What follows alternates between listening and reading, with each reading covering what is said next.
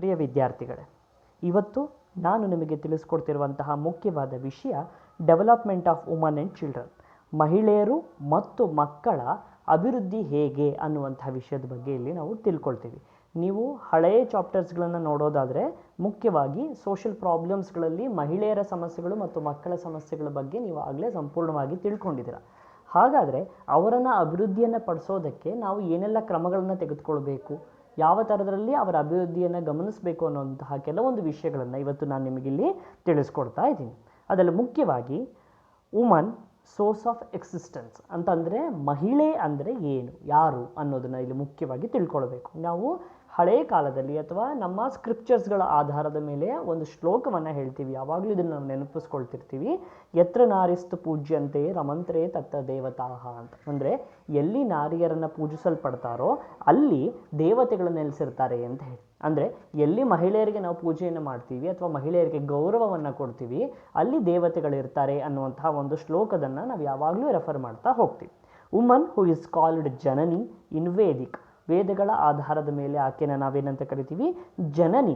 Janani means the birth giver ಅಂತಂದರೆ ಯಾರು ಜೀವನವನ್ನು ನೀಡ್ತಾರೆ ಅಥವಾ ಜೀವವನ್ನು ನೀಡ್ತಾರೆ ಅಂಥವ್ರನ್ನ ನಾವು ಜನನಿ ಅಂತ ಹೇಳಿ ಕರಿತೀವಿ. The mother of life.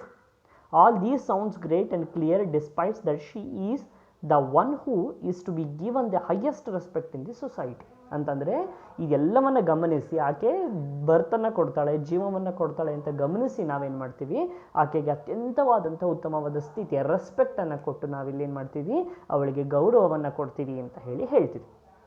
But the truth lies somewhere very far from this statement. But ಆದರೆ ಈಗಿನ ಪರಿಸ್ಥಿತಿಯಲ್ಲಿ ನಾವು ಮುಖ್ಯವಾಗಿ ಗಮನಿಸಬೇಕಾಗಿದ್ದು, ನಾವಿಲ್ಲಿ ಸುಳ್ಳು ಹೇಳ್ತಾ ಇದ್ದೀವಿ ಅಂತಂದರೆ ಮಹಿಳೆಗೆ ಸಿಗಬೇಕಾದಂತಹ ಅಧಿಕಾರ ಆಮೇಲೆ ಅವಳಿಗೆ ಸಿಗಬೇಕಾದಂತಹ ಗೌರವವನ್ನು ಇವತ್ತಿನ ಕಾಲಘಟ್ಟದಲ್ಲಿ ನಾವೇನು ಮಾಡ್ತಾ ಇದ್ದೀವಿ, ಆಕೆಗೆ ಕೊಡೋದಕ್ಕೆ ಸಾಧ್ಯವಾಗ್ತಾ ಇಲ್ಲ. ಹಾಗಾಗಿ ಆಕೆಯ ಮೇಲೆ ಹೆರಾಸ್ಮೆಂಟ್ಗಳು ಜಾಸ್ತಿ ಆಗ್ತಿದೆ, ಡೊಮೆಸ್ಟಿಕ್ ವೈಲೆನ್ಸ್ಗಳು ಜಾಸ್ತಿ ಆಗ್ತಿದೆ, ಮತ್ತು ಬೇರೆ ಬೇರೆ ಥರದ ಅಪರಾಧ ಚಟುವಟಿಕೆಗಳನ್ನು ಆಕೆ ಮೇಲೆ ಮಾಡ್ತಾ ಇರೋದು ಇದು ಪ್ರತಿದಿನಗಳಲ್ಲಿ ನಾವೇನು ಮಾಡ್ತಿದ್ವಿ, ಅತಿ ಹೆಚ್ಚನ್ನು ಗಮನಿಸ್ತಾ ಹೋಗ್ತಾ ಇದ್ದೀವಿ.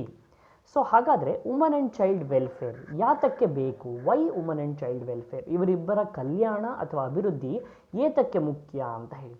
Woman and children's are usually the main targets who suffer in a number of way, mainly because they are weaker, helpless and economically dependent. ತುಂಬ ಮುಖ್ಯವಾಗಿ ಗಮನಿಸಬೇಕಾಗಿರುವಂಥ ಅಂಶ ಏನು ಅಂತಂದರೆ ಚಿಲ್ಡ್ರನ್ ಮತ್ತು ವುಮನ್ ಅಂತೇಳಿ ಮಕ್ಕಳು ಮತ್ತು ಮಹಿಳೆಯರು they consider as A weaker section ಅಥವಾ ವಲ್ನರಬಲ್ ಗ್ರೂಪ್ಸ್ ಅಂತ ಹೇಳಿ ಕರಿತೀವಿ. Because they always depend on economically dependence ಇರುತ್ತೆ, ಹೆಲ್ಪ್ಲೆಸ್ನೆಸ್ ಇರುತ್ತೆ, ಮತ್ತು ಅವರು ತುಂಬ ವೀಕ್ ಆಗಿರ್ತಾರೆ, ಅಂದರೆ ವೀಕರ್ ಆಗಿರ್ತಾರೆ. ಅಂಥವರಿಗೆ ಸಾಮರ್ಥ್ಯ ಅಥವಾ ಶಕ್ತಿ ಏನಾಗಿದೆ ಅಡಗಿ ಹೋಗಿರುತ್ತೆ. ಹಾಗಾಗಿ ಇವರ ವೆಲ್ಫೇರ್ ಮಾಡಬೇಕಾಗಿದ್ದು ನಮ್ಮ ಕರ್ತವ್ಯ ಅನ್ನೋದಿಲ್ಲಿ ಹೇಳ್ತಾರೆ. ಅಂತಂದರೆ ಮಹಿಳೆಯರಿಗೆ ಮತ್ತು ಮಕ್ಕಳಿಗೆ ಇದ್ರ ಜೊತೆಗೆ ವೃದ್ಧರನ್ನು ಸಹ ಸೇರಿಸ್ಬೋದು, ಅದನ್ನು ವೀಕರ್ ಸೆಕ್ಷನ್ ಅಂತ ಗುರುತಿಸ್ತೀವಿ. ಅಂತಹ ಸಂದರ್ಭದಲ್ಲಿ ಅವರಿಗೆ ವೆಲ್ಫೇರ್ ಕಲ್ಯಾಣವನ್ನು ಗಮನಿಸೋದು ನಮ್ಮ ಬಹಳ ಮುಖ್ಯವಾದ ಕರ್ತವ್ಯ ಅಂತ ಹೇಳಿ ನಾವು ಈ ಒಂದು ಪಾಯಿಂಟಲ್ಲಿ ಹೇಳ್ತಾ ಹೋಗ್ತೀವಿ. ಹಾಗಾದರೆ ಯಾತಕ್ಕೆ ಬೇಕು ಈ ಕಲ್ಯಾಣ? Why need for woman welfare? ಯಾವ ಕಾರಣಕ್ಕಾಗಿ ಇದರ ಅವಶ್ಯಕತೆಗಳೇನು ಅನ್ನೋದನ್ನು ನಾವಿಲ್ಲಿ ಚರ್ಚೆ ಮಾಡೋದಾದರೆ ಅದರಲ್ಲಿ ಮುಖ್ಯವಾಗಿ ಒಂದಿಷ್ಟು ಪಾಯಿಂಟ್ಸ್ಗಳನ್ನು ಇಲ್ಲಿ ನಾವಿಲ್ಲಿ ಮೆನ್ಷನ್ ಮಾಡಿದ್ದೀನಿ. Woman and children are the soft targets ಅಂತಂದರೆ ಅವರು ನಾವು ಮುಖ್ಯವಾಗಿ ಗುರಿಯಾಗಿಸಿಕೊಳ್ಳುವಂತಹ ವ್ಯಕ್ತಿಗಳಾಗಿರ್ತಾರೆ. They are the victims of capitalism ಅಂತಂದರೆ ಎಕನಾಮಿಕಲಿ ಡೆವಲಪ್ ಆಗಿರುವಂತಹ ಅಥವಾ ಬಂಡವಾಳದಲ್ಲಿ ಅತಿ ಹೆಚ್ಚು ಆಯ್ಕೆಗಳಿದ್ದಾಗ ಮಹಿಳೆಯರು ಮತ್ತು ಮಕ್ಕಳು ಏನಾಗ್ತಾರೆ, ವಿಕ್ಟಿಮ್ಸ್ ಆಗೋದಕ್ಕೆ ಸಾಧ್ಯವಾಗುತ್ತೆ. ವಿಕ್ಟಿಮ್ಸ್ ಅಂತಂದರೆ ನಾವು ಅವರನ್ನು ಬಳಸಿಕೊಳ್ಳುವಂತಹ ಪರಿಸ್ಥಿತಿಗೆ ಬರ್ತೀವಿ. ಪ್ರಾಸ್ಟಿಟ್ಯೂಷನ್ಸ್ಗಳಿಗಾಗಿರ್ಬೋದು ಅಥವಾ ಬೇರೆ ಯಾವುದೇ ಡೊಮೆಸ್ಟಿಕ್ಕಿಗೆ ಆಸ್ಪೆಕ್ಟ್ಗಳಿಗಾಗಿರ್ಬೋದು ಅವರನ್ನು ನಾವೇನು ಮಾಡ್ತೀವಿ, ಅತಿ ಹೆಚ್ಚು ಬಳಸ್ಕೊಳ್ಳೋದಕ್ಕೆ ಮಾಡ್ತೀವಿ. ಆಮೇಲೆ ಡೆವಲಪ್ಮೆಂಟ್ ಆ್ಯಂಡ್ ಎನ್ವೈರನ್ಮೆಂಟ್ ಅಂತಂದರೆ ಆ ಥರ ವಾತಾವರಣವನ್ನು ನಾವೇನು ಮಾಡ್ತೀವಿ, ಸೃಷ್ಟಿ ಮಾಡಿಟ್ಕೊಂಡಿದ್ದೀವಿ. They suffer in a number of way because they are, ಅವರು ಹಲವಾರು ರೀತಿಯಲ್ಲಿ ಸಮಸ್ಯೆಗಳಿಗೆ ಒಳಗಾಗ್ತಾರೆ. ಯಾತಕ್ಕೆ ಒಳಗಾಗ್ತಾರೆ ಅಂದರೆ weaker, helpless, economically dependence, illiteracy, wide gender discrimination. These are the 5 basic and very important aspect we have to discuss here. The first one is weaker, ಅವರು ಅಶಕ್ತರು. ಹೆಲ್ಪ್ಲೆಸ್ಸಸ್ ಅಂತಂದರೆ ಅವರು ಬೇರೆದವ್ರಿಗೆ ಸಹಾಯ ಮಾಡೋದಕ್ಕೆ ಅಶಕ್ತರಾಗಿರ್ತಾರೆ, ಎಕನಾಮಿಕಲಿ ಡಿಪೆಂಡೆಂಟ್, ಆರ್ಥಿಕವಾಗಿ ಬೇರೆಯವರನ್ನು ಅವಲಂಬಿತರಾಗಿರ್ತಾರೆ, ಇಲ್ಲಿಟ್ರಸಿ ಅನಕ್ಷರಸ್ಥರಾಗಿರ್ತಾರೆ, ವೈಡ್ ಜೆಂಡರ್ ಡಿಸ್ಕ್ರಿಮಿನೇಷನ್ ಅಂತ ಕರಿತೀವಿ. ಅಂತಂದರೆ ಆ ಸಮಾನತೆಯ ತಾರತಮ್ಯವನ್ನು ನಾವಿಲ್ಲಿ ಹೆಚ್ಚು ಗಮನಿಸ್ತೀವಿ. ಸೊ ಈ ಆಧಾರದ ಮೇಲೆ ಅವರು ಅತಿ ಹೆಚ್ಚು ಸಫರ್ ಆಗ್ತಾರೆ ಅಂತ ಹೇಳಿ ನಾವಿಲ್ಲಿ ಗುರುತಿಸ್ತೀವಿ. ಸೊ ಇಲ್ಲೊಂದು ಪಿಕ್ಚರ್ ಹಾಕಿದ್ದೀನಿ ನೋಡಿ. She is just 15 years, her son is 18 months old. ಅಂತಂದರೆ ನಾವು ಗಮನಿಸಬೇಕಾಗಿದ್ದು ಭಾರತದಲ್ಲಿ ಅತಿ ಹೆಚ್ಚು ಬಾಲ್ಯ ವಿವಾಹಗಳಾಗುತ್ತೆ. ಬಾಲ್ಯ ವಿವಾಹಗಳು ಅಂತಂದರೆ 18 ವರ್ಷದ ಒಳಗಿದ್ದವ್ರನ್ನೇ ಅತಿ ಹೆಚ್ಚು ಜನ ಮದುವೆ ಮಾಡಿ ಅವರು 18 ವರ್ಷ ತುಂಬೋದಕ್ಕಿಂತ ಮುಂಚೆನೇ 2 ಮಕ್ಕಳನ್ನು ಪಡ್ಕೊಳ್ಳುವಂತಹ ವ್ಯವಸ್ಥೆಯಲ್ಲಿ ನಾವು ಭಾರತದಲ್ಲಿ ಇದ್ದೀವಿ. ಸೊ ಹಾಗಾಗಿ ಇದರಿಂದ ಏನಾಗ್ತಿದೆ, ಅವರಿಗೆ ಸರಿಯಾದಂತಹ ಫೆಸಿಲಿಟೀಸ್ಗಳು ಸಿಗ್ತಿಲ್ಲ, ಎಜುಕೇಷನ್ ಸಿಗ್ತಾ ಇಲ್ಲ, ಎಕನಾಮಿಕಲಿ ಸ್ಟೇಬಲ್ ಆಗೋದಕ್ಕೆ ಅವರಿಗೆ ಸಾಧ್ಯವಾಗ್ತಾ ಇಲ್ಲ. ಸೊ ಸಮ್ ಸಾರ್ಟ್ ಆಫ್ ಪರ್ಸೆಂಟೇಜಸ್ನ ನಾನಿಲ್ಲಿ ಮೆನ್ಷನ್ ಮಾಡಿದ್ದೀನಿ. It is very important. ಇದು ಏನು ಹೇಳುತ್ತೆ, ಈ ರಿಸರ್ಚ್ ಪ್ರಕಾರ ಮಹಿಳೆಯರ ಬಗ್ಗೆ ಸಂಬಂಧಪಟ್ಟ ಹಾಗೆ ಏನು ಹೇಳ್ತಾ ಇದೆ ಅಂತಂದರೆ 60% of the girls are married before the age of 16.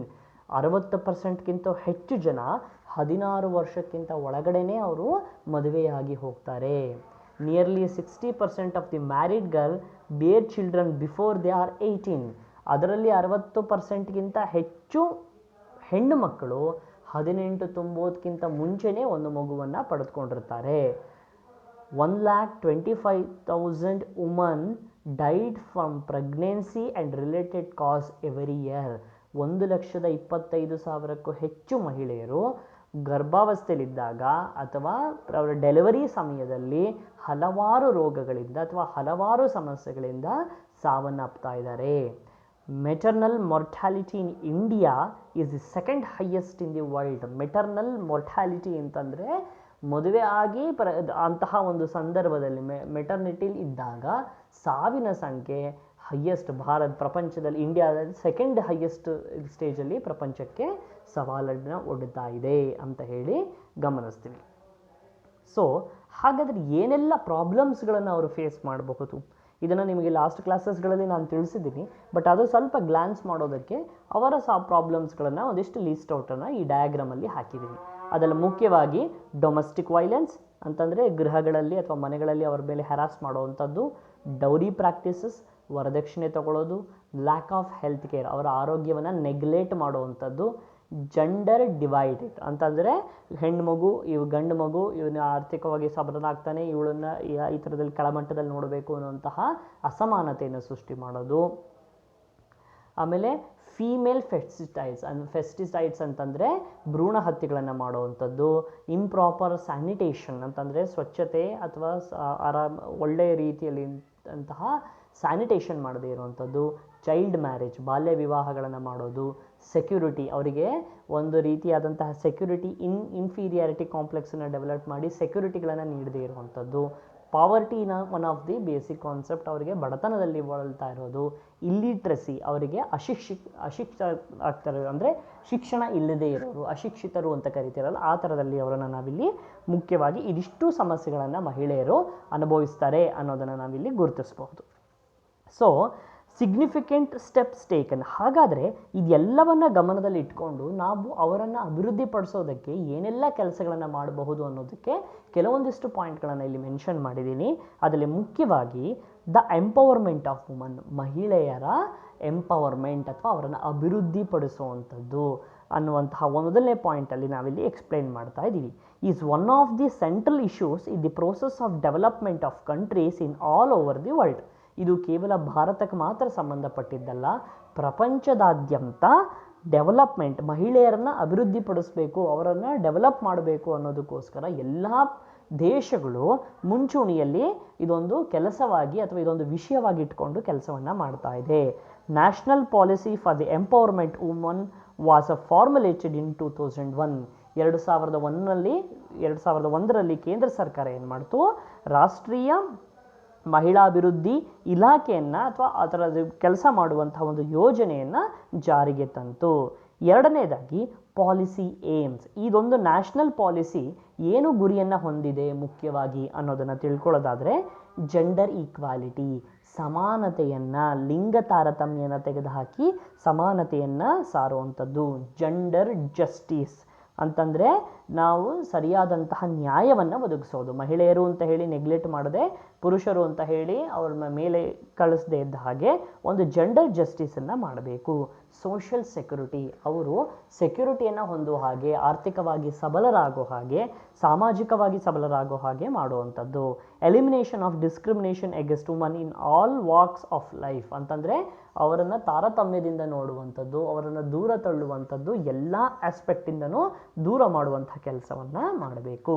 Also the year 2003 was the regard as year of adolescent girls. 2003 ನಾವೇನು ಮಾಡ್ತಿದ್ವಿ, ಸಾಮೂಹಿಕವಾಗಿ ಕೇಂದ್ರ ಸರ್ಕಾರ ಏನು ಮಾಡ್ತು, ಇಯರ್ ಆಫ್ ಅಡೋಲಸೆಂಟ್ ಗರ್ಲ್ ಅಂತ ಹೇಳಿ ಅನೌನ್ಸ್ ಮಾಡ್ತು. ಹದಿಹರೆಯದಲ್ಲಿರುವಂಥ ಹೆಣ್ಣು ಮಕ್ಕಳ ವರ್ಷ ಅಂತ ಹೇಳಿ ಅದನ್ನು ಗುರುತಿಸೋದಕ್ಕೆ ಪ್ರಾರಂಭ ಮಾಡಿದ್ರು. From the 5th year plan, ನಿಮಗೆ 5 ಇಯರ್ ಪ್ಲ್ಯಾನ್ ಬಗ್ಗೆ ನಿಮಗೆ ನಾಲೆಡ್ಜ್ ಇದೆ. 1974 ಆ್ಯಂಡ್ 78 ಏನು ಪಾಲಿಸಿ, ಆ ಪ್ಲ್ಯಾನ್ಗಳಲ್ಲಿ ಏನು ಇಂಪ್ಲಿಮೆಂಟ್ ಮಾಡಿದ್ರು ಅಂದರೆ, onwards has been marked a shift in the approach to woman issues from welfare of development. ಮಹಿಳೆಯರಿಗೆ ಆಗ್ತಿರುವಂತಹ ಸಮಸ್ಯೆಗಳನ್ನು ಗುರುತಿಸಿ ಆ ವರ್ಷದ ಪಂಚವಾರ್ಷಿಕ ಯೋಜನೆಯಲ್ಲಿ ಏನು ಮಾಡಿದ್ರು, ಮಹಿಳೆಯರ ಅಭಿವೃದ್ಧಿಗೆ ಹೆಚ್ಚು ಒತ್ತನ್ನು ಕೊಡಬೇಕು ಅಂತ ಹೇಳಿ ಪ್ರಾರಂಭವನ್ನು ಮಾಡಿದ್ರು.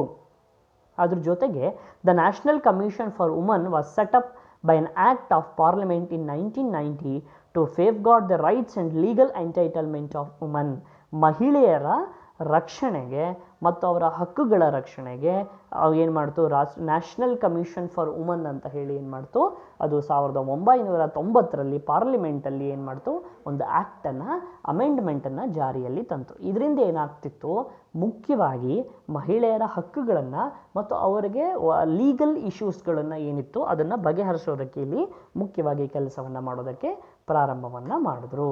ಅದರ ಆಧಾರದ ಮೇಲೆ ಮತ್ತೆ ಹಲವಾರು ರೀತಿಯಾದಂತಹ ಪ್ರಾಜೆಕ್ಟ್ಸ್ಗಳನ್ನು ಸೆಂಟ್ರಲ್ ಗೌರ್ನಮೆಂಟು ಪಂಚವಾರ್ಷಿಕ ಯೋಜನೆಯ ನಂತರದಲ್ಲಿ ನ್ಯಾಷನಲ್ ಪಾಲಿಸೀಸ್ಗಳಲ್ಲಿ ಹಲವಾರು ಪ್ರಾಜೆಕ್ಟ್ಗಳನ್ನು ಮುಖ್ಯವಾಗಿ ಡೆವಲಪ್ ಮಾಡ್ತು. ಅದರಲ್ಲಿ ನಾನು ಕೆಲವೊಂದು ಪಾಯಿಂಟ್ಗಳನ್ನು ಮಾತ್ರ ಹಾಕಿದ್ದೀನಿ. ನಿಮಗೆ ಯೂಶ್ವಲಿ ಗೊತ್ತಿರೋ ಹಾಗೆ ಬೇಟಿ ಬಚಾವ್, ಬೇಟಿ ಪಢಾವ್, BBBP ಅಂತ ಹೇಳಿ ಕರಿತೀವಿ. ಅಂತಂದರೆ ಬೇಟಿ ಬಚಾವ್ ಹೆಣ್ಣು ಮಕ್ಕಳನ್ನು ರಕ್ಷಿಸಿ, ಬೇಟಿ ಪಢಾವ್ ಹೆಣ್ಣು ಮಕ್ಕಳಿಗೆ ಶಿಕ್ಷಣವನ್ನು ಕೊಡಿ ಅನ್ನುವಂತಹ ಒಂದು ಸ್ಲೋಗನ್ ಇಟ್ಕೊಂಡು 2015 ಏನಾಯಿತು, ಈ ಪ್ರೋಗ್ರಾಮ್ ಪ್ರೈಮ್ ಮಿನಿಸ್ಟ್ರು ಏನು ಮಾಡಿದ್ರು, ಲಾಂಚ್ ಮಾಡಿದ್ರು. ಈ ಬೇಟಿ ಬಚಾವ್ ಮತ್ತು ಬೇಟಿ ಪಢಾವ್ ಇತಿ program launched by our Prime Minister in 2015 to address the declining child sex ratio and related issues of empowerment of women over a life cycle continuum. ಅಂತಂದರೆ ಮುಖ್ಯವಾಗಿ ಇದು ಮಹಿಳೆಯರನ್ನು ಸೆಕ್ಸ್ ರೇಷಿಯೋವನ್ನು ಗಮನದಲ್ಲಿ ಇಟ್ಕೊಂಡು, ಸೆಕ್ಸ್ ರೇಷಿಯೋ ಅಂತಂದರೆ 1000 ಪುರುಷರಿಗೆ ಇಷ್ಟು ಮಹಿಳೆಯರು ಇರಲೇಬೇಕು ಅನ್ನುವಂಥ ರೂಲ್ಸ್ ಇದೆ. ಅದರ ಪ್ರಮಾಣ ಕಡಿಮೆ ಆಗ್ತಾ ಇದ್ದಾಗ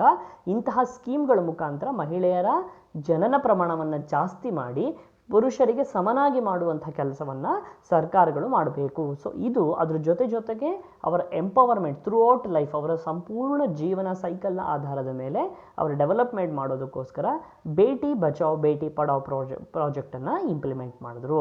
one stop centre launched in April 2015 a wide range of service to women affected by violence. ಇದು ಒನ್ ಸ್ಟಾಪ್ ಸ್ಟೇಷನ್ ಏನಂತಂದರೆ, ಇಲ್ಲಿ ಮುಖ್ಯವಾಗಿ ಯಾವುದಾದರೂ ಒಂದು ಸಮಸ್ಯೆಗೆ ಒಳಗಾದಂತಹ, ಸ್ಪೆಷಲಿ ಸಮಸ್ಯೆ ಅಂತಂದರೆ ವೈಲೆನ್ಸ್, ರೇಪ್ ಆಗಿರಬಹುದು ಅಥವಾ ಡೊಮೆಸ್ಟಿಕ್ ವೈಲೆನ್ಸ್ ಆಗಿರ್ಬೋದು ಅಥವಾ ಗೃಹದಲ್ಲಿ ನಡೆಯುವಂತಹ ಅಥವಾ ಯಾವುದೇ ಥರದ ದೌರ್ಜನ್ಯಗಳಾಗಿರ್ಬೋದು, ಅದನ್ನು ಶೀಘ್ರದಲ್ಲಿ ಅದನ್ನು ಗಮನಿಸಿ ಅದಕ್ಕೆ ಪರಿಹಾರ ಹುಡ್ಕೊಳ್ಳೋದಕ್ಕೋಸ್ಕರ ಸೆಂಟ್ರಲ್ ಗೌರ್ಮೆಂಟ್ 2015 ಏಪ್ರಿಲಲ್ಲಿ ಒನ್ ಸ್ಟಾಪ್ ಸೆಂಟರ್ ಅಂತ ಹೇಳಿ ಒಂದು ಪ್ರಾಜೆಕ್ಟನ್ನು ಇಂಪ್ಲಿಮೆಂಟ್ ಮಾಡ್ತು.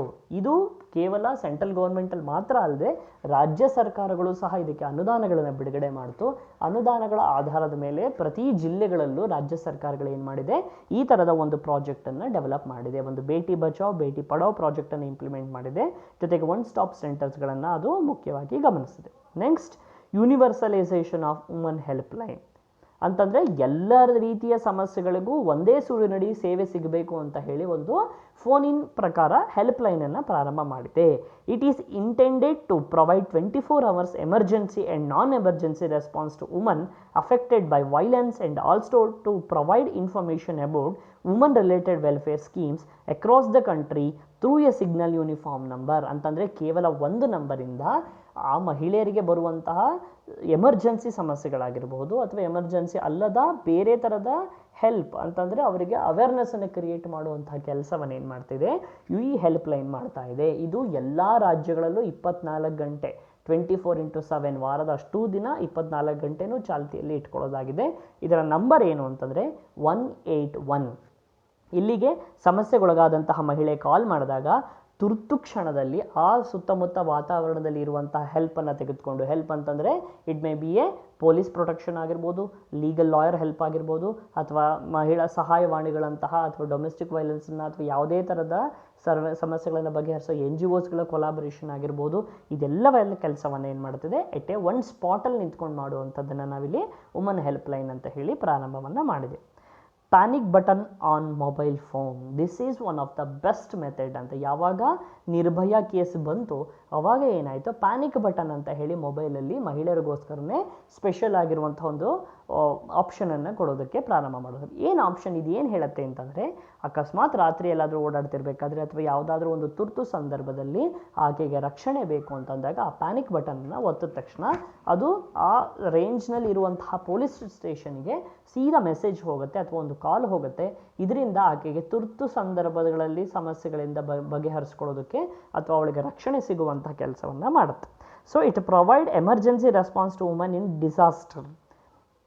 MWCD has taken up the installation of panic button 5 or 9 on mobile handset under rules 2016. It will be helpful in identifying the location. ಅಂತಂದರೆ ಯಾವುದಾದ್ರೂ ನಾವು ಲಾಂಗ್ ಬಟನ್ ಓದಿದ್ರೆ especially 5 or 9 ಇದನ್ನು ಏನು ಮಾಡಿದ್ರೆ ಈ ಬಟನ್ ಒತ್ತಿದ ತಕ್ಷಣ ಸೀದಾ ಏನಾಗುತ್ತೆ, ಆಕೆ ಎಮರ್ಜೆನ್ಸಿ ಇದಲ್ಲಿದ್ದಾಗ ಏನಾಗುತ್ತೆ ಅವಳ ಲೊಕೇಶನನ್ನು ಸುತ್ತಮುತ್ತದಲ್ಲಿರುವಂತಹ NGOsಗಳಾಗಿರ್ಬೋದು ಅಥವಾ ಸುತ್ತಮುತ್ತದಲ್ಲಿರುವಂಥ ಪೊಲೀಸ್ ಸ್ಟೇಷನ್ಗೆ ಮೆಸೇಜ್ ಹೋಗುವಂತಹ ಒಂದು ವ್ಯವಸ್ಥೆಯನ್ನು ಮಾಡಿಕೊಳ್ತಾ ಇದೆ. ಇದು 2016ರಲ್ಲಿ ಪ್ರಾರಂಭ ಆಯಿತು. ಮಹಿಳಾ ಪೊಲೀಸ್ ವಾಲಂಟಿಯರ್ಸ್ ಅಂತ ಹೇಳಿ ನಾವು ಕರಿತೀವಿ. ಇದನ್ನು ನಾವು ಕರ್ನಾಟಕದಲ್ಲಿ ದುರ್ಗಾ ಪಡೆ ಅಂತ ಹೇಳಿ ಹೇಗೆ ಸರ್ಕಾರ ಪ್ರಾರಂಭ ಮಾಡುತ್ತೋ ಹಾಗೆ ಮಹಿಳಾ ಪೊಲೀಸ್ ವಾಲಂಟಿಯರ್ಸ್ ಅಂತ ಹೇಳಿ ಒಂದು ಪ್ರಾಜೆಕ್ಟನ್ನು ಪ್ರಾರಂಭ ಮಾಡುತ್ತೋ. It is also launched in 2016, 2016ರಲ್ಲಿ ಲಾಂಚ್ ಆಯಿತು. A scheme that aims to establish a zero tolerance with regards to safety and security of women, launched in 2016. And it already started 33% reservation of women in policies force in a state and 5 unitaries. ಅಂತಂದರೆ special ಆಗಿ ಏನಂತಂದರೆ ಇಲ್ಲಿ ಮಹಿಳೆಯರಿಗೆ 33% ಅಷ್ಟು ಅವರಿಗೆ ಏನಿದೆ ನಮ್ಮಲ್ಲಿ ಮುಖ್ಯವಾಗಿ 33% ಅಷ್ಟು ಅವರಿಗೆ ಸಮಾನತೆಯನ್ನು ಕೊಟ್ಟಿದ್ದೀವಿ, ಅವರ ಅಧಿಕಾರವನ್ನು ಕೊಟ್ಟಿದ್ದೀವಿ. ಅದನ್ನು ಜಾಸ್ತಿ ಮಾಡೋದ್ರ ಜೊತೆಗೆ ಬೇರೆ ಬೇರೆ ಸ್ಟೇಟ್ಸ್ಗಳಲ್ಲಿ ಅವರಿಗೇನಂತಂದರೆ ಮಹಿಳಾ ಪೊಲೀಸ್ಗಳನ್ನು ವಾಲಂಟಿಯರ್ ಆಗಿ ನೇಮಕ ಮಾಡಿಕೊಳ್ಳುವಂಥ ಕೆಲಸವನ್ನು ಇದು ಮಾಡ್ತಾ ಇದೆ. 2016ರಲ್ಲಿ ಲಾಂಚ್ ಆಯಿತು. ಸೊ ಇದರಲ್ಲಿ ಪಾಲಿಸೀಸ್ಗಳಲ್ಲಿ ಏನು ಮಾಡಿದ್ರು, ಇದನ್ನು ಇಂಪ್ಲಿಮೆಂಟ್ ಮಾಡೋದಕ್ಕೆ ಪ್ರಾರಂಭ ಮಾಡಿದ್ರು. ಇದರಿಂದ ಮಹಿಳೆಯರಿಗೆ ಅತಿ ಹೆಚ್ಚು ಸುರಕ್ಷಿತ ಸ್ಥಳಗಳನ್ನು ಸೃಷ್ಟಿ ಮಾಡ್ಬೋದು ಮತ್ತು ಶೀಘ್ರತೆಗಳ ಅವರ ಸಮಸ್ಯೆಗಳನ್ನು ಬಗೆಹರಿಸೋದಕ್ಕೆ ಸಾಧ್ಯವಾಗುತ್ತೆ ಅಂತ ಹೇಳಿದರು. ಗೈಡ್ಲೈನ್ ಫಾರ್ ಮ್ಯಾಟ್ರಿಮೋನಿಯಲ್ ವೆಬ್ಸೈಟ್ ಅಂತಂದರೆ with consultation of MeitY MHA and service provider and advisor on functions of matrimonial website for formulated to count down the number of crimes. MWCD has prepared SOPs for women involved in NRI-MM disputes, which narrates the stepwise legal resources to be undertaken by women and also court and police officials across the country. ಅಂತಂದರೆ matrimonial ವೆಬ್ಸೈಟ್ಸ್ಗಳಲ್ಲಿ ಏನು ಮಾಡ್ತಾ ಇದೆ, especially ಗೊತ್ತಿಲ್ಲದೆ ಮಹಿಳೆಯರು ಮದುವೆ ಆಗುವಂತಹ ಸಂದರ್ಭಗಳಲ್ಲಿ ಅಥವಾ ಗಂಡನಿಂದ ತೊಂದರೆಗೊಳಗಾದಾಗ ಏನಾಗ್ತಿದೆ, ಇಂತಹ ಒಂದು ವೆಬ್ಸೈಟ್ ಆಧಾರದ ಮೇಲೆ ಅವರು ಅದನ್ನು ಗಮನಿಸಿ ಪಾಲಿಸಿ ಅವರಿಗೆ ಅತಿ ಶೀಘ್ರವಾಗಿ ನೀಡಬಹುದಾದಂತಹ police officials across the country ಅಂತಂದರೆ ಬೇರೆ ಬೇರೆ ರಾಜ್ಯಗಳಲ್ಲಿರುವಂಥ ಅಥವಾ ದೇಶದಲ್ಲಿರುವ ಯಾವುದೇ ಪೊಲೀಸ್ಗಳಿಗೂ ಇದು ವಿಷಯಗಳನ್ನು ತಿಳಿಸೋ ಹಾಗೆ ವ್ಯವಸ್ಥೆಯನ್ನು ಮಾಡಿದೆ. ಇಲ್ಲಿ ಮುಖ್ಯವಾಗಿ ಇದಕ್ಕೆ ಇನ್ವಾಲ್ವ್ ಆಗಿರೋದು ಅಂತಂದರೆ MWCD ಮತ್ತು NRI-MM ಅನ್ನುವಂತಹ ಒಂದಿಷ್ಟು ಆರ್ಗನೈಸೇಷನ್ಸ್ಗಳು, SOPs ಅಂತ ಹೇಳಿ ಒಂದಿಷ್ಟು ಆರ್ಗನೈಸೇಷನ್ಸ್ಗಳು ಇದರ ಇನ್ವಾಲ್ವ್ ಆಗಿ ಮಹಿಳೆಯರಿಗೆ ಲೀಗಲ್ ಕೋರ್ಸಸ್ಗಳನ್ನು ಮಾಡುವಂಥದ್ದು, ರಿಸೋರ್ಸಸ್ಗಳನ್ನು ಅಂದರೆ ಅವರಿಗೆ ಕಾನೂನಾತ್ಮಕವಾಗಿ ಸಹಾಯವನ್ನು ಮಾಡುವಂಥದ್ದು ಈ ವೆಬ್ಸೈಟ್ಸ್ಗಳಲ್ಲಿ ಹಾಕ್ತಾ ಇದ್ದಾರೆ. So sexual harassment of woman at work place, ಅವಳು ಕೆಲಸ ಮಾಡುವಂತಹ ಜಾಗದಲ್ಲಿ ಅವಳಿಗೆ ಸೆಕ್ಷುವಲ್ ಹ್ಯಾರಾಸ್ಮೆಂಟ್ಗಳಾದರೆ ಅಂತಹ ಸಂದರ್ಭಗಳಲ್ಲಿ ಏನೇನು ಮಾಡಬೇಕು, ಆಕೆಯ ರಕ್ಷಣೆಗೆ ನಾವೆಲ್ಲ ಏನು ಮಾಡಬಹುದು ಅಂತ ಹೇಳಿ 2013ರಲ್ಲಿ ಒಂದು ಆ್ಯಕ್ಟನ್ನು ಡೆವಲಪ್ ಮಾಡಿದ್ರು.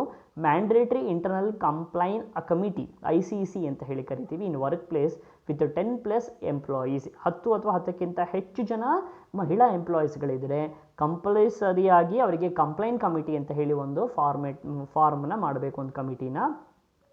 29 institutions empanelled to impact training on sexual harassment work place act 2013 ಅಂತಂದರೆ 29 ಇನ್ಸ್ಟಿಟ್ಯೂಷನ್ಸ್ಗಳು ಏನು ಮಾಡ್ತಿದೆ, ವರ್ಕ್ ಪ್ಲೇಸ್ಗಳಲ್ಲಿ ಮಹಿಳೆಯರಿಗಾಗೋ ಹ್ಯಾರಾಸ್ಮೆಂಟ್ ಬಗ್ಗೆ ಟ್ರೈನಿಂಗನ್ನು ಕೊಡ್ತಾ ಇದೆ. ಅದು ಕಂಪಲ್ಸರಿಯಾಗಿ ಕೊಡಬೇಕು. ಎಲ್ಲಿ 10 ಜನಕ್ಕಿಂತ ಹೆಚ್ಚು ಮಹಿಳೆಯರಿದ್ದರೆ ಕಂಪಲ್ಸರಿಯಾಗಿ ಅವರು ಟ್ರೈನಿಂಗ್ ಕೊಡಬೇಕು ಅಂತ ಹೇಳಿ ಈ sexual harassment of woman at work place ಅನ್ನುವಂಥ ಆ್ಯಕ್ಟಲ್ಲಿ ನಾವು ಅದನ್ನು ಗಮನಿಸ್ತೀವಿ.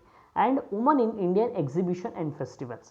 The initiative was started in November 2014 to link organic woman farmers and entrepreneur directly to the market. ಏನಾಗುತ್ತೆ, ಇದು ನವೆಂಬರ್ 2014ರಲ್ಲಿ ಇಂಪ್ಲಿಮೆಂಟ್ ಆದಂತಹ ಒಂದು ಪ್ರಾಜೆಕ್ಟು. ಇಲ್ಲಿ ಮಹಿಳೆಯರು ಗುಡಿ ಕೈಗಾರಿಕೆಯ ವ್ಯವಸ್ಥೆಗಳಿಂದ ಡೈರೆಕ್ಟಾಗಿ ಮಾರ್ಕೆಟಲ್ಲಿ ಅವರ ಪ್ರಾಡಕ್ಟ್ಗಳನ್ನು ಸೇಲ್ ಮಾಡೋದ್ರಿಂದ ಏನಾಗುತ್ತೆ, ಅವರು ಆರ್ಥಿಕವಾಗಿ ಸಬಲರಾಗ್ತಾರೆ. ಯಾವಾಗ ಮಹಿಳೆಯರು ಆರ್ಥಿಕವಾಗಿ ಸಬಲರಾಗ್ತಾರೆ ಅವರ ವೈಲೆನ್ಸ್ಗಳ ಪ್ರಮಾಣ ಏನಾಗುತ್ತೆ, ಆಟೋಮೆಟಿಕ್ಕಾಗಿ ಕಡಿಮೆ ಆಗ್ತಾ ಹೋಗುತ್ತೆ. ಇದನ್ನು ಗಮನದಲ್ಲಿಟ್ಕೊಂಡು ಕೇಂದ್ರ ಸರ್ಕಾರ 2016ರಲ್ಲಿ woman of Indian exhibition festival ಅಂತ ಹೇಳಿ ಒಂದು ಪ್ರಾಜೆಕ್ಟನ್ನು ಡೆವಲಪ್ ಮಾಡ್ತು. ಇನ್ನೊಂದು ಮಹಿಳಾ ಹಾತ್ ಅಂತ ಹೇಳಿ ದ ಮಹಿಳಾ MWCD launched in unique direct online digital marketing platform which become a game changer initiative in strengthening women entrepreneurship and financial inclusion. ಇದೇನಂತಂದರೆ ಇಂಪಾರ್ಟೆಂಟ್ ಆಗಿ ಮಹಿಳಾ ಹ್ಯಾಟ್ ಅಂತಂದರೆ ಮುಖ್ಯವಾಗಿ ಮಹಿಳೆಯರು ಆನ್ಲೈನಲ್ಲಿ ತಮ್ಮ ಪ್ರಾಡಕ್ಟ್ಸ್ಗಳನ್ನು ಸೇಲ್ ಮಾಡೋದ್ರ ಮುಖಾಂತರ ಏನಾಗುತ್ತೆ, ಇಂಟರ್ನೆಟ್ ವರ್ಲ್ಡ್ಗೆ ಅವರು ತೆರೆದುಕೊಳ್ತಾರೆ. ಇದರಿಂದ ಏನಾಗುತ್ತೆ, ಅವರ ಎಂಟರ್ಪ್ರಿನರ್ಶಿಪ್ ಡೆವಲಪ್ ಆಗುತ್ತೆ, ಕೈಗಾರಿಕಾ ಉದ್ಯಮಿಗಳಾಗಿ ಬೆಳವಣಿಗೆ ಆಗ್ತಾರೆ, ಮತ್ತು ಫೈನಾನ್ಷಿಯಲ್ ಇನ್ಕ್ಲೂಷನ್ಸ್ ಇರುತ್ತೆ. ಅಂತಂದರೆ ಅವರು ಸ್ವತಂತ್ರವಾಗಿ ತಮ್ಮ ಹಣವನ್ನು ತಾವೇನು ಮಾಡ್ಬೋದು, ದುಡ್ಕೊಳ್ಬೋದು. It has been also adjudged as one of the top 100 projects in India. 100 ಪ್ರಾಜೆಕ್ಟ್ಸ್ಗಳಲ್ಲಿ ಇದೊಂದು ಮಹಿಳಾ ಹಾತ್ ಅನ್ನುವಂತಹ ಒಂದು ಪ್ರಾಜೆಕ್ಟು ಬಹಳ ಪ್ರಸಿದ್ಧಿಯಾಗಿರುವಂತಹ ಒಂದು ಟಾಪ್ನಲ್ಲಿರುವಂತಹ, ಅಂತಂದರೆ ಮಹಿಳೆಯರು ತಾವು ತಯಾರು ಮಾಡಿರುವ ಗುಡಿ ಕೈಗಾರಿಕೆ ವಸ್ತುಗಳನ್ನು ಮಧ್ಯವರ್ತಿಗಳಿಲ್ಲದೆ ನೇರವಾಗಿ ಆನ್ಲೈನಲ್ಲಿ ಸೇಲ್ ಮಾಡುವಂತಹ ಕೆಲಸವನ್ನು ಈ ಪ್ರಾಜೆಕ್ಟ್ಗಳು ಮುಖ್ಯವಾಗಿ ಗಮನವನ್ನು ಹರಿಸುತ್ತೆ. ವಿಡೋಸ್ ಅಂತಂದರೆ ನಮ್ಮಲ್ಲಿ ಅತಿ ಹೆಚ್ಚು ಪ್ರಾಬ್ಲಮ್ ಇರುವಂಥದ್ದು ಏನು ಅಂತಂದರೆ ವಿಧವೆಯರಿಗೆ ಸಮಸ್ಯೆಗಳನ್ನು ತಂದಿರುವಂಥದ್ದು. ವಿಧವಾ ವೇತನವನ್ನು ಹಲವಾರು ರಾಜ್ಯಗಳು ಇಂಪ್ಲಿಮೆಂಟ್ ಮಾಡಿದೆ. ಕೆಲವೊಂದು ಸತಿ ಏನಾಗುತ್ತೆ, ಬಹಳಷ್ಟು ಸಮಸ್ಯೆಗಳಿಗೆ ಈ ವಿಧವೆಯರು ಒಳಗಾಗ್ತಾರೆ. ಅಂಥವರನ್ನು ಗಮನದಲ್ಲಿಟ್ಕೊಂಡು ಕೇಂದ್ರ ಸರ್ಕಾರ ಡಿಸೆಂಬರ್ 2017ರಲ್ಲಿ mandatory mention of widows name on death certificate work is being done by WCD along with register general of India.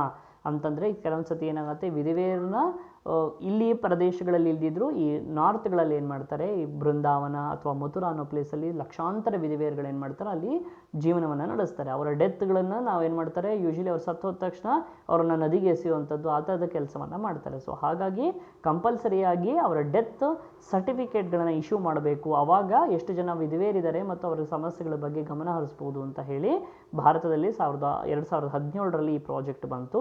Shelter homes for widows in Vrindavan UP with proper facilities. ಇದು ತುಂಬ ವರ್ಷಗಳ ಹಿಂದೆ ಬಹಳ ದೊಡ್ಡ ಗಲಾಟೆ ಆಗಿತ್ತು. ಇಲ್ಲಿರುವಂಥ UP ಮತ್ತು ಉತ್ತರ ಪ್ರದೇಶದಲ್ಲಿರುವಂತಹ ಅಥವಾ ಬೃಂದಾವನದಲ್ಲಿ ವಾಸ ಮಾಡುವಂತಹ ಲಕ್ಷಾಂತರ ವಿಧವೆಯರನ್ನು ಅವರು ಸರಿಯಾದ ಊಟ ವ್ಯವಸ್ಥೆ ಇಲ್ಲ ಮತ್ತು ಅವರನ್ನು ಹೆಚ್ಚು ಪ್ರಾಸ್ಟಿಟ್ಯೂಷನ್ಸ್ಗಳಿಗೆ ಬಳಸ್ಕೊಳ್ತಾ ಇದ್ದಾರೆ ಮತ್ತು ಅವರಿಗೆ ಒಂದು ಹೊತ್ತಿನ ಊಟಕ್ಕೂ ಬಹಳ ಸಮಸ್ಯೆ ಇದೆ. ಅವರ ಆರೋಗ್ಯ ಪರಿಸ್ಥಿತಿ ಬಹಳ ಕೆಳಮಟ್ಟದಲ್ಲಿದೆ ಅಂತ ಹೇಳಿ ಒಂದು NGO ಸರ್ವೆ ಮಾಡಿ ಕೊಟ್ಟ ಮೇಲೆ ಗೌರ್ಮೆಂಟ್ ಏನು ಮಾಡುತ್ತೆ, 2017ರಲ್ಲಿ ತುಂಬ ಸ್ಟ್ರಿಕ್ಟಾಗಿ ಸರಿಯಾದಂತಹ ಫೆಸಿಲಿಟೀಸ್ಗಳನ್ನು ಆ ಪ್ರದೇಶದಲ್ಲಿ ಕೊಡಬೇಕು ಅಂತ ಹೇಳಿ ಸುಪ್ರೀಂ ಕೋರ್ಟು ಸಹ ಮಧ್ಯಸ್ಥಿಕೆ ವಹಿಸಿಕೊಂಡು ಆ ಪ್ರೋಗ್ರಾಮನ್ನು ಇಂಪ್ಲಿಮೆಂಟ್ ಮಾಡ್ತು.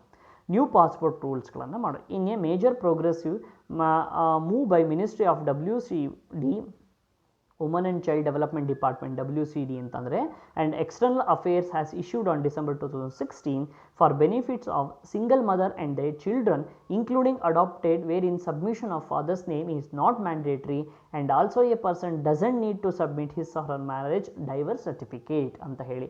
ಅಂತಂದರೆ ಸಿಂಗಲ್ ಪೇರೆಂಟ್ ಇದ್ದರೆ ತಂದೆ ಇರಲ್ಲ ಅಥವಾ ತಂದೆ ಹೆಸರು ಗೊತ್ತಿರಲ್ಲ, ತಾಯಿ ಮಗುವನ್ನು ಬೆಳೆಸ್ತಾ ಇದ್ದಾಗ ಏನಾಗುತ್ತೆ, ಅಪ್ಲಿಕೇಶನ್ಸ್ಗಳಲ್ಲಿ ಫಾದರ್ ನೇಮನ್ನು ಮ್ಯಾಂಡೇಟ್ರಿ ಮಾಡಬಾರ್ದು ಅಂತ ಹೇಳಿ ತುಂಬ ದೊಡ್ಡ ಮಟ್ಟದ ಒಂದು ಬದಲಾವಣೆಗಳನ್ನು ಈ ಪಾಸ್ಪೋರ್ಟ್ಸ್ಗಳಲ್ಲಿ ತಂತು. ಆಮೇಲೆ ಆ ಪಾಸ್ಪೋರ್ಟ್ ಮಾಡಿಸ್ಕೊಳ್ಬೇಕಾದ್ರೆ marriage certificate or divorce certificate is not mandatory, ಅವರು ಅದನ್ನು ಸಬ್ಮಿಟ್ ಮಾಡಬೇಕು ಅನ್ನೋ ಯಾವ ಅವಶ್ಯಕತೆಗಳು ಇಲ್ಲ.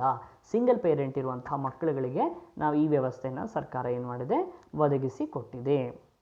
What needs to be done, ಹಾಗಾದರೆ ಮತ್ತೆ ಇನ್ನೇನು ಮಾಡಬಹುದು ಅಂತಂದರೆ ಅದರಲ್ಲಿ ಮುಖ್ಯವಾಗಿ ನಾವು ಗಮನಿಸ್ತಾ ಹೋದರೆ awareness among people about there rights, ಮುಖ್ಯವಾಗಿ ಮಹಿಳೆಯರಿಗೆ ಅವರ ಹಕ್ಕುಗಳ ಬಗ್ಗೆ ಸುತ್ತಮುತ್ತ ಸಮಾಜ ಕಾರ್ಯಕರ್ತರಾದವರು ಏನು ಮಾಡ್ಬೋದು, ಅವೇರ್ನೆಸ್ಸನ್ನು ಕ್ರಿಯೇಟ್ ಮಾಡ್ಬೋದು. Evolving all round development strategies ಅಂತಂದರೆ ಎಲ್ಲ ಥರದ ಅಭಿವೃದ್ಧಿಗಳನ್ನು ಮಾಡುವ ಹಾಗೆ ಮತ್ತು ಅಭಿವೃದ್ಧಿ ಡೆವಲಪ್ ಆಗುವ ಹಾಗೆ ಮಹಿಳೆಯರಿಗೆ ಒಂದಿಷ್ಟು ಸ್ಟ್ರಾಟಜೀಸ್ಗಳನ್ನು, ಒಂದಿಷ್ಟು ರಚನೆಗಳನ್ನು ಮಾಡಬೇಕು. Need of psychological reform of the people general minds ಅಂತಂದರೆ ಸೈಕಾಲಜಿಕಲಿ ಅಂದರೆ ಮಾನಸಿಕವಾಗಿ ಮತ್ತು ಇಂಪಾರ್ಟೆಂಟಾಗಿ ಮಹಿಳೆಯರಿಗೂ ಒಂದಿಷ್ಟು ಹಕ್ಕುಗಳನ್ನು ಕೊಡಬೇಕು ಅನ್ನುವಂತಹ ವಾತಾವರಣವನ್ನು ಅಲ್ಲಿ ಸೃಷ್ಟಿ ಮಾಡಬೇಕು. Legal jurisdiction system should be made more responsive and gender sensitive to woman need, especially in case of personal assaults and domestic violence ಅಂತಂದರೆ ಹೆಚ್ಚು ಲೀಗಲ್ ಜುಡಿಷರಿ ಏನು ಮಾಡಬೇಕು, ಕಾನೂನಾತ್ಮಕವಾಗಿ ಅವರು ಡೊಮೆಸ್ಟಿಕ್ ವೈಲೆನ್ಸ್ ಆಗಿರ್ಬೋದು, ಅಸಾಲ್ಟ್ಸ್ ಆಗಿರಬಹುದು ಅಥವಾ ಬೇರೆ ಥರದ ಪರ್ಸ್ನಲ್ ಕೇಸಸ್ಗಳಾಗಿರ್ಬೋದು, ಅವರಿಗೆ ಸರಿಯಾದ ರೀತಿಯಲ್ಲಿ ಅವರಿಗೆ ನ್ಯಾಯವನ್ನು ಒದಗಿಸುವಂತಹ ಕೆಲಸವನ್ನು ಏನು ಮಾಡಬೇಕು, ಇದರಲ್ಲಿ ಗಮನಿಸಬೇಕು. ಇಂತಹ ಸಂದರ್ಭಗಳು, ಇಂತಹ ಈ ವಿಷಯಗಳನ್ನು ನಾವು ಗಮನಿಸಿದಾಗ ಏನಾಗುತ್ತೆ, ಸಮಾಜ ಕಾರ್ಯಕರ್ತ ಇಲ್ಲಿ ಹೆಚ್ಚು ಕೆಲಸವನ್ನು ಮಾಡಬಹುದು. ಅವೇರ್ನೆಸ್ಸನ್ನು ಕ್ರಿಯೇಟ್ ಮಾಡ್ಬೋದು, ಬ್ರಿಡ್ಜ್ ಆಗಿ ಕೆಲಸ ಮಾಡ್ಬೋದು, ರಿಸರ್ಚರ್ ಆಗ್ಬೋದು, ಆಮೇಲೆ ಎಜುಕೇಟರ್ ಆಗಿರಬಹುದು, ಆಯಿತಾ, ಆಮೇಲೆ ಬೇರೆ ಬೇರೆ ಥರದಲ್ಲಿ ಕೆಲಸವನ್ನು ಮಾಡುವಂಥದ್ದನ್ನು ಇಲ್ಲಿ ಮುಖ್ಯವಾಗಿ ನಾವು ಗಮನಿಸ್ತೀವಿ. ಸೊ ಹಾಗಾಗಿ ಮಹಿಳೆಯರ ವಿಷಯಕ್ಕೆ ಬಂದಾಗ ಸರ್ಕಾರದ ಹಲವಾರು ಪ್ರಾಜೆಕ್ಟ್ಸ್ಗಳನ್ನು ಇಂಪ್ಲಿಮೆಂಟ್ ಮಾಡಿ, ಆ ಇಂಪ್ಲಿಮೆಂಟ್ ಆಗಿರೋ ಪ್ರಾಜೆಕ್ಟ್ಸ್ಗಳನ್ನು ಮುಖ್ಯವಾಗಿ ಯಾರಿಗೆ ತಿಳಿಸಬೇಕು, ಬಹಳ ಮುಖ್ಯವಾಗಿ ಅವರು ಮಹಿಳೆಯರಿಗೆ ತಿಳಿಸುವಂತಹ ಹಳ್ಳಿಗಳಲ್ಲೂ ಕೇರಿಗಳಲ್ಲೂ ಈ ವಿಷಯಗಳು ತಿಳಿಸುವ ಕೆಲಸವನ್ನು ಅವರೇನು ಮಾಡಬೇಕು ಅಂತ ಹೇಳಿ. ಅದರಲ್ಲಿ ಮುಖ್ಯವಾಗಿ the ministry of woman and child development MWCD and central social welfare board CSWB are implementing various welfare schemes and program for Indian ಭಾರತದ ಮಹಿಳೆಯರಿಗೋಸ್ಕರನೇ ಮಹಿಳಾ ಮತ್ತು ಮಕ್ಕಳ ಅಭಿವೃದ್ಧಿ ಇಲಾಖೆ ಸೆಂಟ್ರಲ್ ಸೋಷಿಯಲ್ ವೆಲ್ಫೇರ್ ಬೋರ್ಡ್ ಏನು ಮಾಡ್ತಿದೆ, ಕೆಳಗಡೆ ಕೊಟ್ಟಿರುವಂತಹ ಕೆಲವೊಂದಿಷ್ಟು ಪ್ರಾಜೆಕ್ಟ್ಸ್ಗಳನ್ನು ಏನು ಮಾಡ್ತಾ ಇದೆ, ಪ್ರೋಗ್ರಾಮ್ಸ್ಗಳನ್ನು ಲೀಸ್ಟ್ ಔಟ್ ಮಾಡಿ ಇಂಪ್ಲಿಮೆಂಟ್ ಮಾಡಿದೆ. ಅದರಲ್ಲಿ ಮುಖ್ಯವಾಗಿ ಜಸ್ಟ್ ಅದನ್ನು ಲೀಸ್ಟ್ ಔಟ್ ಮಾಡಿ ಓದ್ತಾ ಹೋಗ್ತೀನಿ. Rajiv Gandhi scheme for empowerment of adolescent girl, Indira Gandhi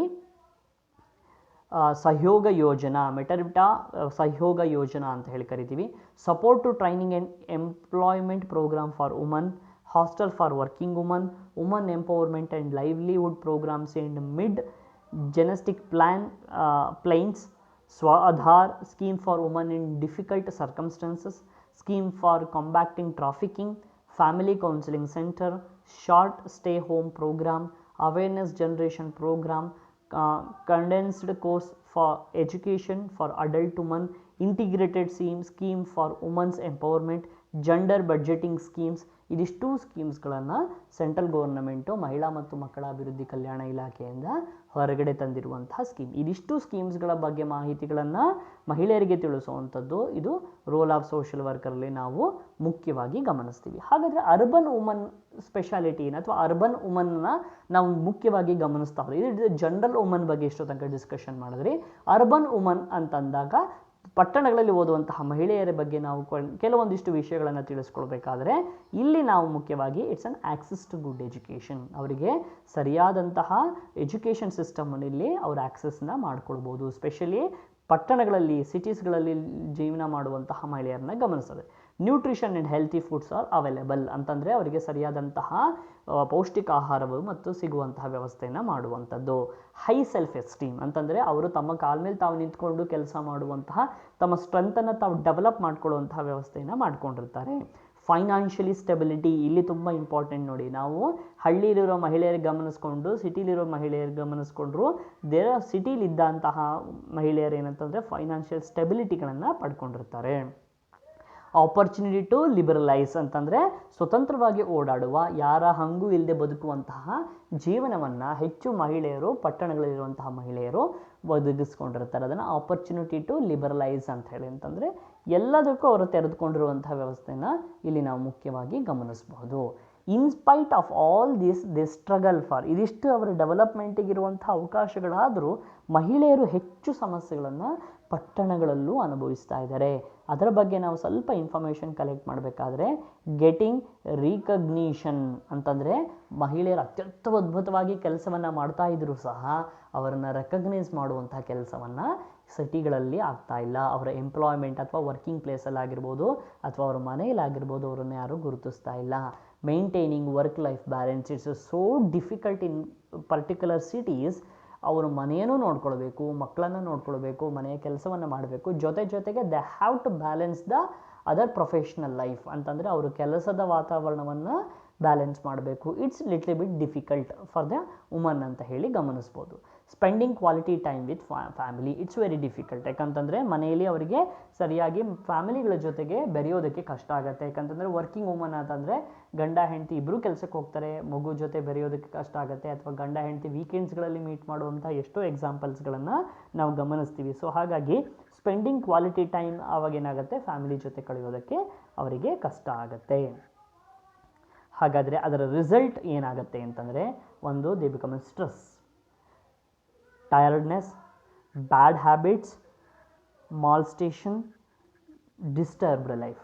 ಇದಿಷ್ಟು ಅವರು ಮಾನಸಿಕವಾಗಿ ತೊಳಲಾಟಕ್ಕೆ ಒಳಗಾಗೋದಕ್ಕೆ ಸಾಧ್ಯತೆಗಳು ಇರುತ್ತೆ. ಯಾಕಂತಂದರೆ ಈ ಒಂದು ಕಾರಣಗಳಿಂದ ಅವರು ತಮ್ಮ ಬ್ಯಾಲೆನ್ಸ್ ಲೈಫನ್ನು ಬ್ಯಾಲೆನ್ಸ್ ಮಾಡೋದಕ್ಕೆ ಬಹಳಷ್ಟು ಸ್ಟ್ರಗಲ್ ಪಡ್ತಾರೆ. ಸೊ ಇದಿಷ್ಟು ನಾನು ಮುಖ್ಯವಾಗಿ ನಿಮಗೆ ಮಹಿಳೆಯರಿಗೆ ಸಂಬಂಧಪಟ್ಟಂತಹ ವಿಷಯಗಳಲ್ಲಿ ತಿಳಿಸ್ಕೊಡ್ಬೇಕಾಗಿರುವಂತಹ ವಿಷಯಗಳು. ಒಂದು, ಮಹಿಳೆಯರ ಪ್ರಾಬ್ಲಮ್ಸ್ಗಳ ಬಗ್ಗೆ ನಾವಿಲ್ಲಿ ಡಿಸ್ಕಷನ್ ಮಾಡಿದ್ರಿ. ಮಹಿಳೆಯರ ಡೆವಲಪ್ಮೆಂಟಿಗೆ ಗೌರ್ನಮೆಂಟ್ಗಳು ಏನೆಲ್ಲ ಸ್ಕೀಮ್ಸ್ಗಳನ್ನು ಇಂಪ್ಲಿಮೆಂಟ್ ಮಾಡಿದೆ ಅನ್ನೋದ್ರ ವಿಷಯ ಬಗ್ಗೆ ತಿಳ್ಕೊಂಡ್ವಿ. ಸ್ಪೆಷಲಿ ಅರ್ಬನ್ ಸಿಟೀಸಲ್ಲಿ ಜೀವನ ಮಾಡುವಂತಹ ಮಹಿಳೆಯರ ರೈಟ್ಸ್ಗಳ ಬಗ್ಗೆ ತಿಳ್ಕೊಂಡ್ವಿ. ಹಾಗೆ ಅದರಲ್ಲಿ ಇಂಪಾರ್ಟೆಂಟಾಗಿ ಅವರು ಇದರಿಂದ ಅನುಭವಿಸುವಂತಹ ಸಮಸ್ಯೆಗಳ ಬಗ್ಗೆ ನಾವು ತಿಳ್ಕೊಂಡ್ವಿ. ಸೊ ಹಾಗಾಗಿ ಇಂಪಾರ್ಟೆಂಟಾಗಿ ನಾವು ಇಲ್ಲಿ ಗಮನಿಸಬೇಕಾಗಿದ್ದು ಮಹಿಳೆಯರಿಗೆ ಅವರ ಹಕ್ಕುಗಳ ಬಗ್ಗೆ ಮತ್ತು ಅವರ ಡೆವಲಪ್ಮೆಂಟ್ ಬಗ್ಗೆ ಸರ್ಕಾರಗಳಾಗಿರ್ಬೋದು, ಸಾಮಾನ್ಯ ಜನರಲ್ ಪಬ್ಲಿಕ್ ಆಗಿರ್ಬೋದು, ಹೆಚ್ಚು ಅವೇರ್ನೆಸ್ಸನ್ನು ಕ್ರಿಯೇಟ್ ಮಾಡಿಕೊಡ್ಬೇಕು. ಇದರಿಂದ ಏನಾಗುತ್ತೆ, ಮಹಿಳೆಯರ ಡೆವಲಪ್ಮೆಂಟ್ ಅಭಿವೃದ್ಧಿ ಅಥವಾ ಕಲ್ಯಾಣ ಅಂತ ಕರಿತೀವಲ್ಲ, ಆ ಕೆಲಸಗಳು ಅತಿ ಹೆಚ್ಚು ಆಗತ್ತೆ ಅಂತ ಹೇಳಿ ನಾವಿಲ್ಲಿ ಗುರುತಿಸ್ತೀವಿ. ಧನ್ಯವಾದಗಳು.